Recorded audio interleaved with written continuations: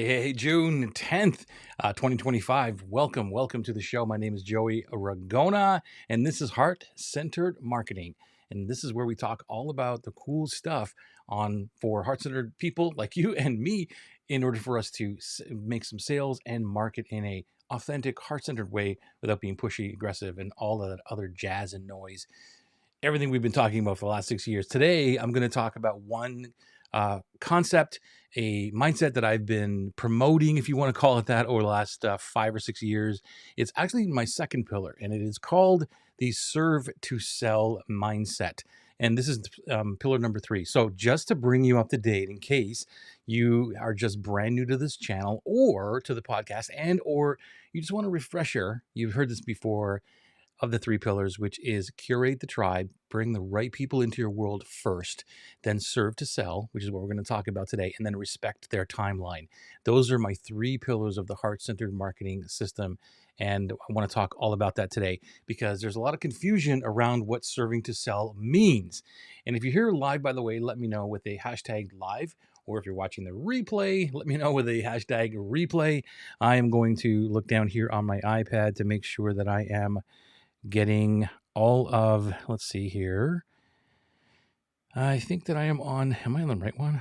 I just want to make sure that I'm seeing any comments coming in from my Facebook, which I don't think I am on the right one. Let's just see here. Go to the different one. There we go. I think this is where I need to go, just so I can monitor the conversation if there's anything in the heart-centered Facebook group, because the only way I can see it is if I would look down on my iPad. So here's what I thought. I've been writing a post, and I have some ideas here about what serve to sell means and the concept behind it and why it works for heart-centered people. So I figured, well, as I'm in the draft of this, I will just share it with you live, right? So if you see me looking over here, it's because I'm reading some of my notes from some of my thoughts, from my thought process of this, what serve to sell actually means.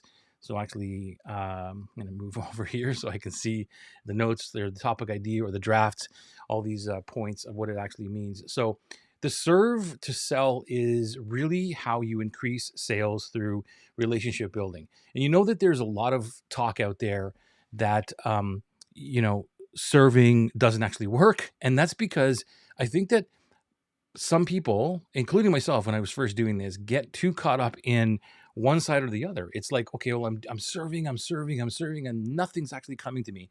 And that's because we can get burnt out doing serving in the wrong way.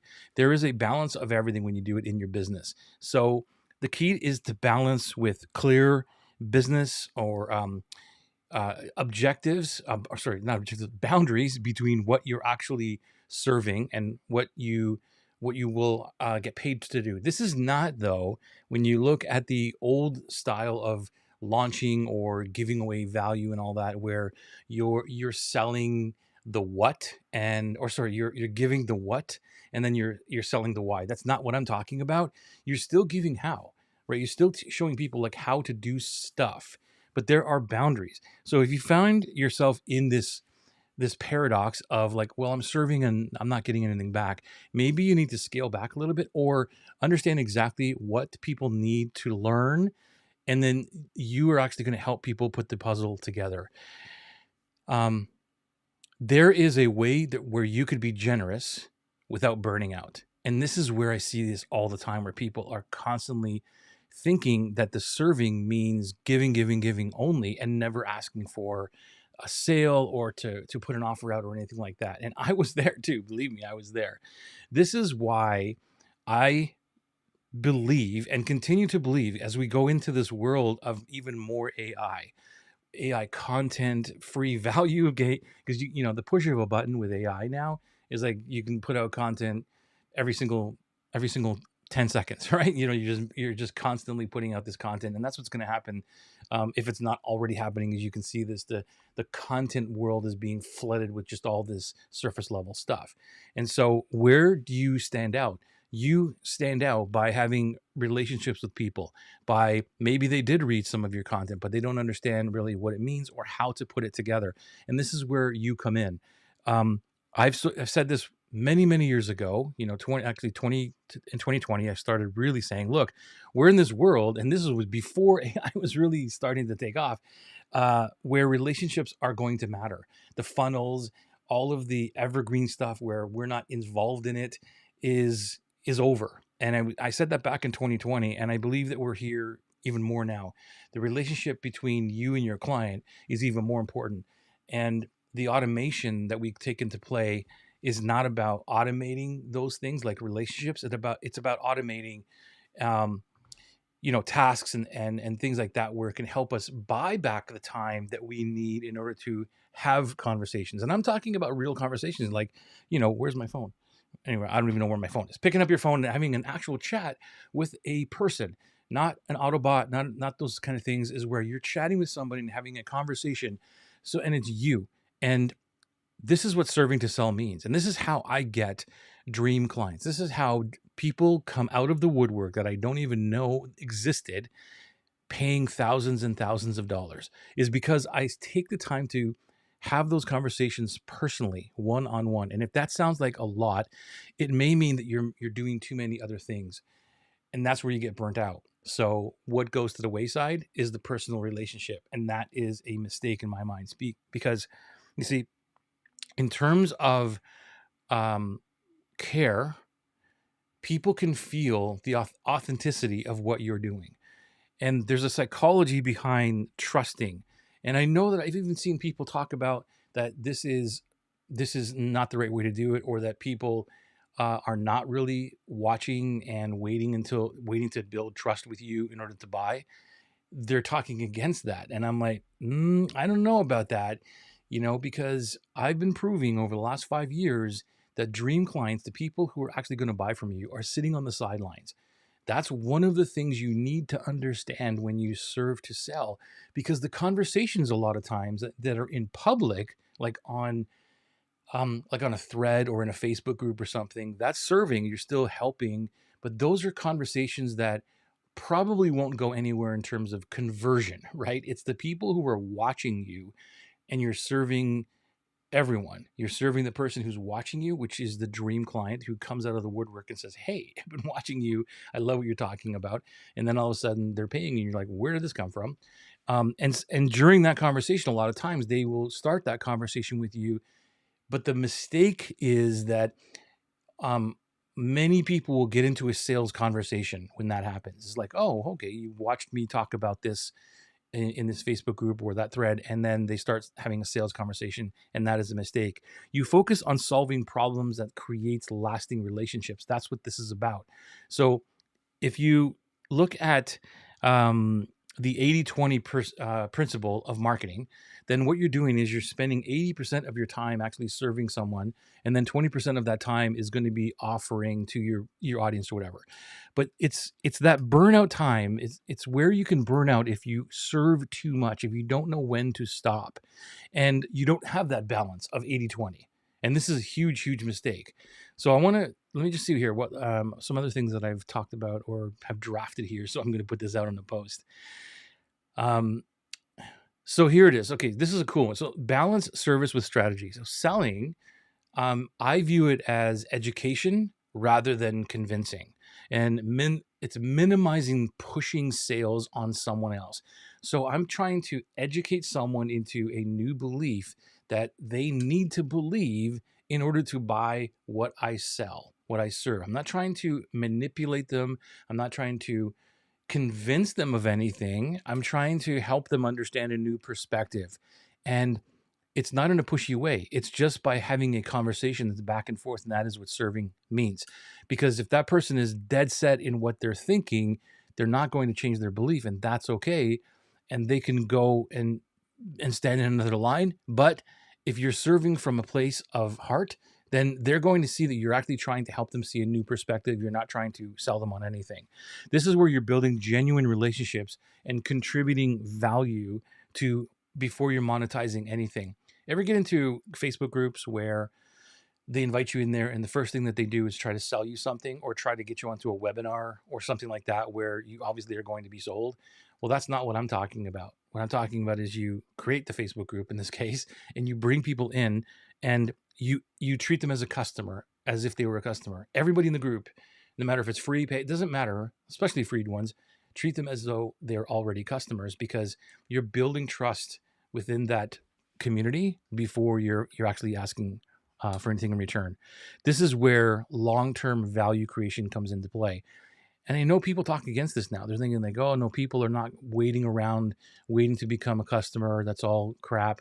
Well, it isn't, because I would say that most sales or most marketing is all aggressive marketing. It's all about now, right? And how do I get you to buy now? And people are promoting this still. Now it's coming out with like, hey, I can get people to buy within 60 seconds of seeing my ad or whatever that is.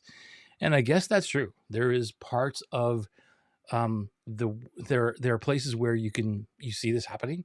There's arguments on both sides, but as a heart-centered person, I know that I don't want to be pushed into anything, and I don't want to push anybody else into anything. And I know that my clients, all of them, will tell you I never felt pushed. And so the last thing I want to do is be that pushy person. So I want to be the only way that I see how to let them know, my audience, of my value is to serve, is to give them solutions to something right now, and they see that it works. And that might push the needle right then and there. And I'm not saying that you will never get somebody to reach out and say, hey, what do you have that I could buy, or how could I work with you? You don't ignore those conversations, but those are far and few between, because people are still watching you and they're still growing with you while you're serving. So what you're doing is, when you are serving, this is one of the best parts too, is when you're figuring out what to offer, and you are putting it to your community and saying, hey, listen, here's a solution, or here's something I'm working on. Let me know what you think of this. Go do this. Let me know what you're thinking. You are actually testing the market, which is absolutely great, because not only are you giving, and even if it's a flop, if it sucks and somebody say, yeah, I tried this, or I'm not sure I agree with that, you're not asking for anything in return. You haven't asked them for anything. You're saying, I'm thinking about this, and here's what I'm working on. And you're giving at the same time, and you're building trust, because people are seeing you develop your stuff in public. I would say most of the things you're going to do are going to work to some degree. They may not be perfect for you, but it's allowing you to test the market while also building relationships, building trust, and having someone look at you as an expert because of the way that you're thinking. Not everything you're going to put out is going to work, but how you think is really important. And that's why serving to sell is super, super important. Okay. So I would balance everything that you do between the service that you're doing and sales. Make sure that you're offering. And let me just see here. What else did I put here? Oh, the endless clarity call trap. Yeah. Okay. So this is another one. I used to get caught in this clarity call, right? So I would be years of just clarity calls. And when I was learning, or I knew I didn't want to do aggressive marketing anymore. Like I tried that for years. It was not a great time, a few years, but I'm glad I did it, because I tried it and I know that it's not for me. And then I decided, well, okay, well, if I'm not going to sell, if the end result of this clarity call is not to convert them, it's not to try to move them into that conversion process thingy, then I'm just going to serve, right? I'm just going to get on calls and I'm going to serve. And that didn't work either. That burnt me out, because I was getting on calls like all the time, and I was in this clarity call trap, and the free strategy sessions that never ever converted, even though you do want to have some kind of sales, right? But it was the process itself. And this is what I'm trying to share with all of my clients on how to do this in a way that you're not getting on calls and not being that always be closing person, and never saying, hey, this is how I can help you. You have also, I don't know if this has happened to you, but let's say you're in the DMs or something like that, and you're helping somebody else and you're answering questions, and then they will come back to you, whether that day or like weeks, always, maybe a couple of weeks later, a couple of days later, they're always with this, just let me ask you one more question. And this is a mistake, because this is where you can overserve. People will never buy from you if they're always getting, they know that they can come into your DM and say, hey, I got a question for you. Can you answer this? This is where you can build a lot of content that you could serve them with. And that's where you stop getting burnt out. I'm not saying ignore people. I'm not saying, on the other end of it, I've seen people say, look, my DM is only as if you're going to give me money. Don't bother me, right? Like, that's not what I'm saying. So there's this balance. You'll know the balance as soon as you start feeling that a person is stressing you out too much, or trying to take too much from you. You can easily send them to content that will help them answer that question. All of the questions you're getting in DMs, emails, whatever that is, if they're constant questions, that's an opportunity for you to create content. That's an opportunity for you to create something that is going to help them understand better, so that they come to you with real questions that will lead them into buying from you. So remember, set clear expectations from the first interaction. Make sure you're telling them, hey, I'm here to serve you as best as I can, answering some questions. You have purpose, you have direction, but don't overdo it, right? Don't overdo it. Serving to sell is authentic relationship building.